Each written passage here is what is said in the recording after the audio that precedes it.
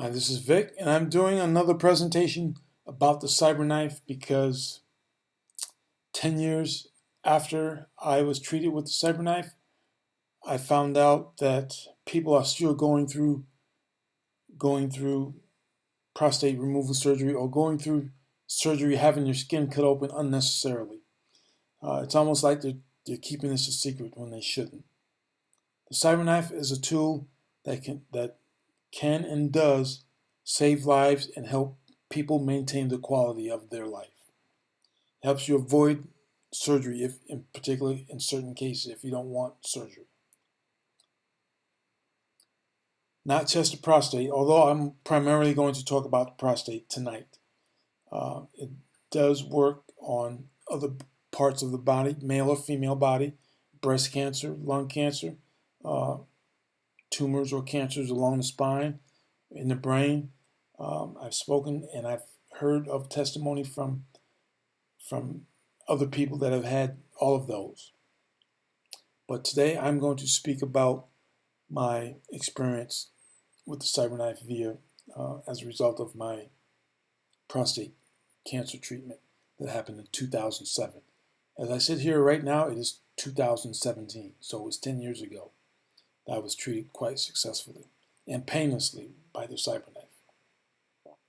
But this first screen that you're looking at is a ribbon that I had made. Obviously, it was copied. The shape and the design of it was copied from the ribbon that represents breast cancer. And the color was inspired by the movie 300. If you're familiar with the crimson color of the Spartan, you're probably familiar with the movie 300 because in the movie 300, Leonidas mentions the crimson color of the Spartan, and that made me want to have this ribbon, the crimson color of a Spartan, and that's why I have "Fight Like a Spartan" right next to it. Don't need donations. All is required is to pass the word. Tell people about it, because in this particular case, there's no doubt in my mind, and I know from experience that the more we know, the better off our lives will be, and the healthier we will be. Cancer is going to happen in this particular case. Prostate cancer is going to happen, just period. It's going to happen, and we have a tool that can help us avoid surgery and not have to go through getting cut with a knife, because being cut with a knife is, in fact, that's damage to the body. And as a result of going through an operation like that, although it's done by a person who's employed and called a surgeon, it is damage to the human body. The skin, the muscles shouldn't be cut like that. They're cutting a hole in the body, and the body shouldn't have holes in it. And a lot of times, just having a hole cut in your body is a purpose, and recovering from that hole is the reason that you have to stay in the hospital. And I was able to avoid that kind of stuff thanks to the CyberKnife. So we can, I'm stuttering, I apologize, but we can fight and kill and defeat prostate cancer. We don't surrender, we don't retreat from prostate cancer. The CyberKnife is the tool that we can use to successfully fight it, to successfully defeat prostate cancer. There's no doubt in my mind when it comes, because I've been told that as the average age of men gets higher and higher, then the more common prostate cancer will become. I don't know if that's true or not, but anyway, that was the reason for the "Fight Like a Spartan" in the crimson color of that ribbon. Okay, now in this particular slide, that's a photograph of myself that was taken about 3 years ago, about 7 years after I was treated for prostate cancer. And the reason that it has Carolina's Medical Center address and phone number and contact information on there is because I was printing these out and passing them to men that I knew, and anybody that was willing to listen, because I didn't want to see people go through unnecessary surgery. Now, once again, My only experience with the CyberKnife is that I was a patient.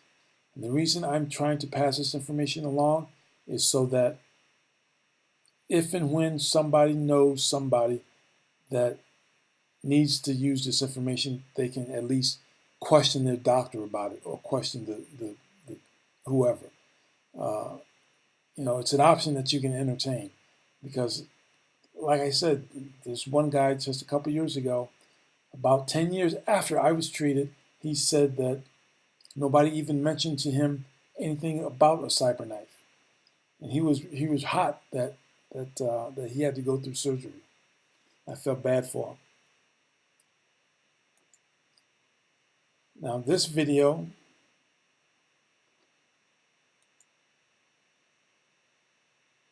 is of a man going through CyberKnife treatment, a prostate treatment he's going through prostate cancer treatment with the CyberKnife. The CyberKnife is getting in position, and I'm going to move my mouse right here, and I'm going to circle the nozzle. That's I call it the nozzle. I don't know what the correct name for that is. The nozzle is going to point at the targeted area. And during my treatment, it was a team approach. There was a doctor and there was a technician. The doctor in attendance, based on the results of the biopsy that he had done, would prescribe a certain dosage for my prostate. And the technician, the person that actually programmed the machine and operated the machine, would give me that dosage in accordance with the prescription that the doctor ordered. And all I had to do for 5 days in a row on my way to work, I would get up earlier so I could have enough time to lay down for 45 minutes, because my treatment plan was 45 minutes per day for 5 days in a row. It depends on the person, depends on your particular case. It will be very different for different people. And I chose to wear whatever I wanted to wear to work in accordance with the dress code of my job at the time. All I had to do was just do like this guy is doing, just lay still. And if my nose itched, I just didn't scratch it because I didn't want to move. I didn't want to accidentally move any part of my body. I did exactly what this guy was doing, just laid still. As a matter of fact, after 2 or 3 treatments, I kind of sort of had a tendency to doze off because it was so uneventful. The treatments were so uneventful. But actually, speaking of my treatments, after about halfway through them, I spoke to my wife at the time, and I told her that I didn't think that this was I didn't think it was being successful. And she asked me why. I said, because I don't feel any different. I should feel something different. After all, it's shooting radiation at my prostate, down in my private area. And I should feel something itching, scratching, burning, but I felt nothing. I said, I feel totally normal. And as it turned out, there was no interruption in our intimate life at all. And I was surprised at that. But it's a good way of avoiding surgery.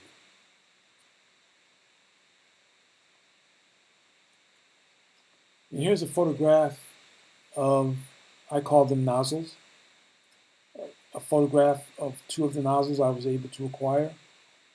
And I'm assuming that they use a different nozzle depending upon the size or shape of the tumor or where it's located, and have different diameters. The 2 nozzles have different diameters.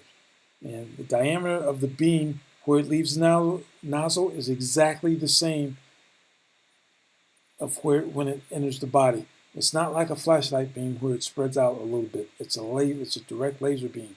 This is, in my opinion, this is like an electronic scalpel. It's very, very accurate. They cut what they want to cut and only what they want to cut.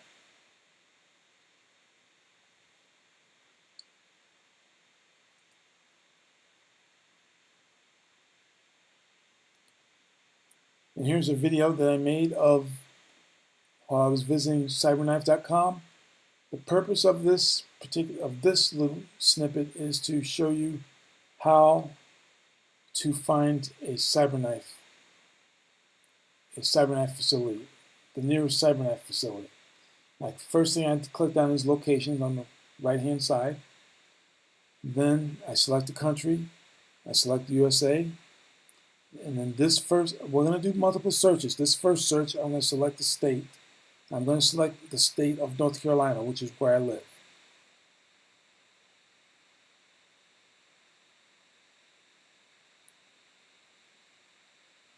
Now remember, on this first search, I only selected my state, and I clicked on search. So it just looks only in the state of North Carolina because all I selected was the state of North Carolina. And it's showing 5 results. The first one is Cape Fear Valley Health System in Fayetteville, North Carolina.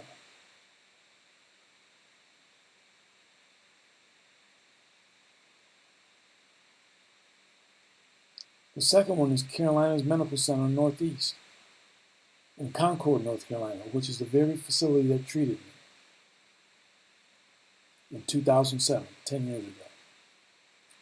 You see there's a phone number for each facility, and there's a link for their website as well. There's East Carolina University CyberKnife Center. That's in Greenville, North Carolina.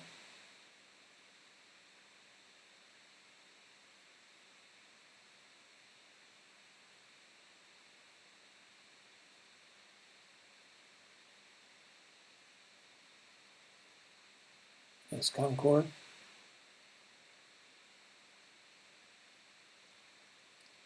Then there's Greenville. Now the next set of results, I think there's 2 because there's a total of 5. Right, there's the last 2. It's Asheville, North Carolina. And then right below that one, there's Chapel Hill.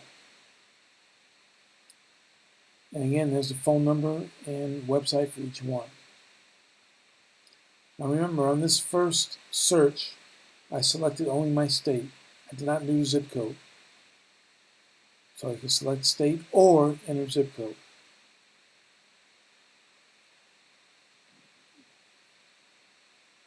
And here, what I'm going to do is I'm going to cancel out the state just to make sure I don't interfere with the search logic. I'm going to enter in the zip code and tell it how far away I'm willing to travel, how far away I want it to look. Now, as far as the 2 different ways of searching, I would like to point out, if you live in a city that's bordering 2 different states, if you just select a state, you might by default be eliminating one that's close to you. If you live in a city that's very, very close to another state.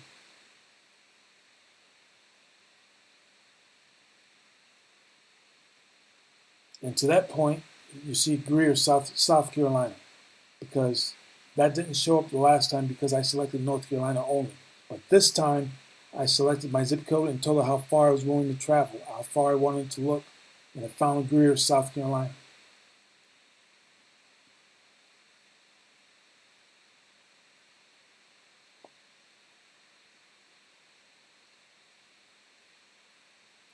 There's Cape Fear Valley Health System in Fayetteville, North Carolina.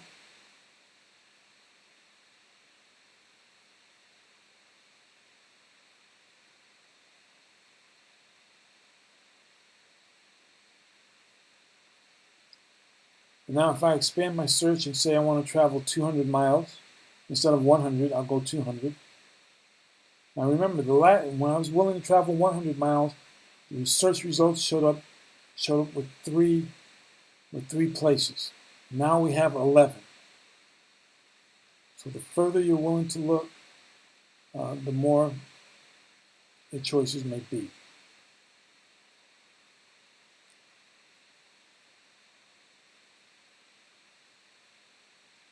And again, there's Concord, this facility that treated me in 2007. And there's Greer, South Carolina as well. And I think there's going to be one in Tennessee as well. There's Chapel Hill. There's Asheville. There's Chapel Hill. Asheville. And there's Bristol, Tennessee.